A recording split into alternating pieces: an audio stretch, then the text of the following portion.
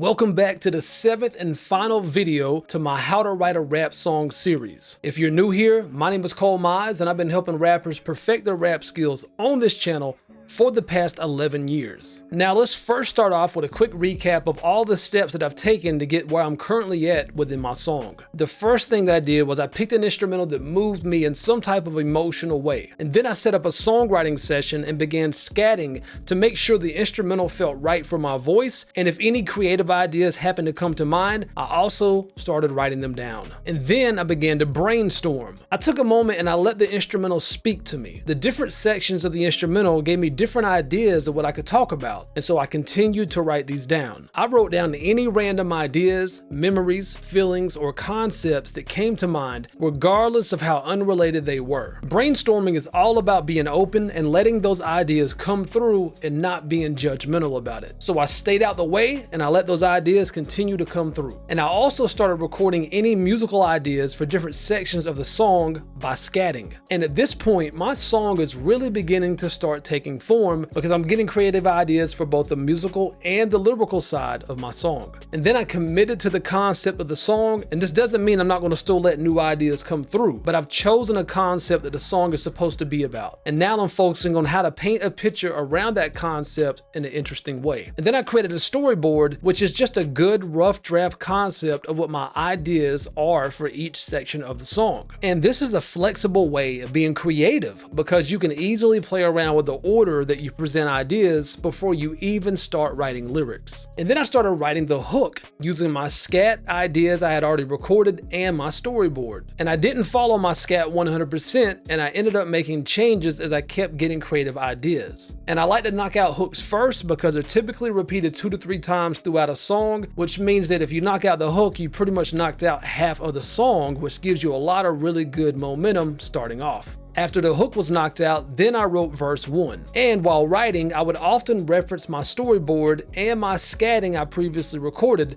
but once again, I held on to my scats loosely so they wouldn't box me in lyrically. And since I had already written my hook, I decided to create a theme throughout my verse based off of cars and driving from the last line of my hook, foot on the gas, get on the road. And then I did the same thing for verse 2. And initially I had planned on writing 3 verses, but while I was writing verse 2, I felt like I could convey everything I was wanting to say from verses 2 and 3 on my storyboard within verse 2. So that's what I did. And the main takeaway here is this: you don't always have to follow the same exact song structure of the instrumental. You can remove sections of the instrumental or even rearrange where the hooks and verses are. Even when you're this far into the song, you should still be open to new creative ideas as long as it supports the concept that you've committed to. And now that the entire song has been written, there's only one thing left to do, and that's to finalize it and call it done. Which brings up another question: how do you know when a song is done? Well, you see, throughout the entire songwriting process, you're constantly solving problems, and your body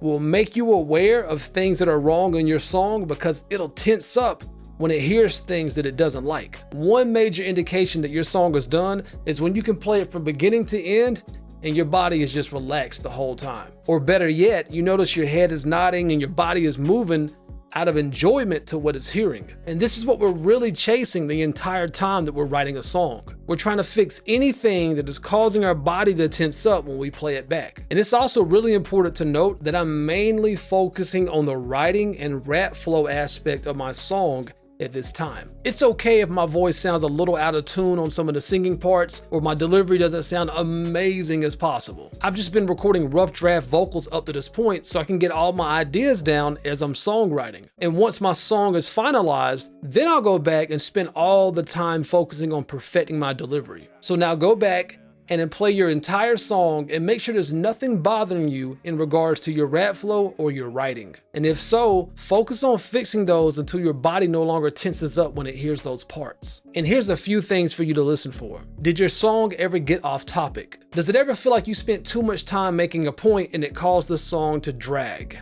Do you feel like you said everything that you really wanted to say? Are there any parts where your rhymes don't really make sense with your message? Are there any transitions between changing rhyme schemes that feels a little too abrupt? Are there any bars that feel overly crammed with syllables and it's causing your words to kind of get slurred and the musicality of your cadences to suffer? And does your hook sound too similar to your verse? Now on my song, nothing was bothering me except for one thing. And this is one of the most common parts of a song that rappers tend to neglect. And that's the intro and the outro. And if I do decide to write an intro or an outro, I typically do this last because the song's already been written, which gives me a really good idea of what may or may not make sense for an intro or an outro. The intro is really important because that's the very first thing that anyone is going to hear. And that outro is important too because that's what's going to leave the lasting impression on your listener. So ask yourself, do you need to say anything on the intro or the outro? And you don't have to, but you should always double check to make sure there's nothing that you could add to it that would support the concept of your song.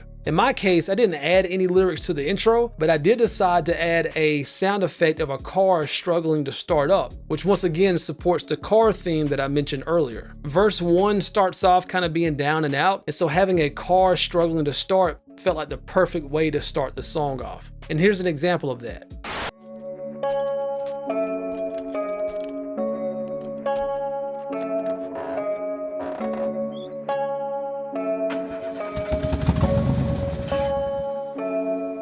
I've been grinding for a minute, I've been thinking a lot. And I did decide to write an additional part for the outro. I wanted to leave the listener with just a few more words of encouragement. And I decided to play off the intro sound effect and have an outro sound effect of a car speeding by really fast to signify overcoming adversity and making progress. And here's an example of that. Get out the post, get crazy though, get on the bag, foot on the gas, get on the road. Stay focused, don't lose control.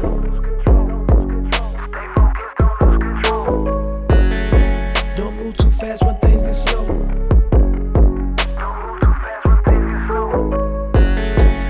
Don't forget about what you know.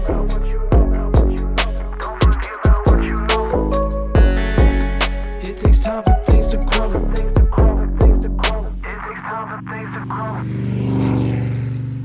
Now, since I've completed my songwriting, I went ahead and re-recorded my vocals and mixed and mastered my song. And it's now available for streaming everywhere. Just search for ColeMize, Foot on the Gas, or just click the link in the video description below. Now, it's time for me to start writing my next song, and I hope that this songwriting series will serve as a great resource to help you do the same. Again, my name is ColeMize with ColeMizeStudios.com, and always remember, when it comes to rapping, there's no rules, there's only techniques.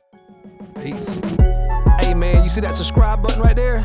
Kill it, kill it, kill it, kill it, kill it, kill it, kill it. Oh, and don't forget the bell icon. Kill it, kill it, kill it, kill it, kill it, kill it, kill it. Hey, I know you see that like button, right? Kill it, kill it, kill it, kill it, kill it, kill it, kill it. And look at yourself in the mirror and tell yourself, today I'm gonna kill it, kill it.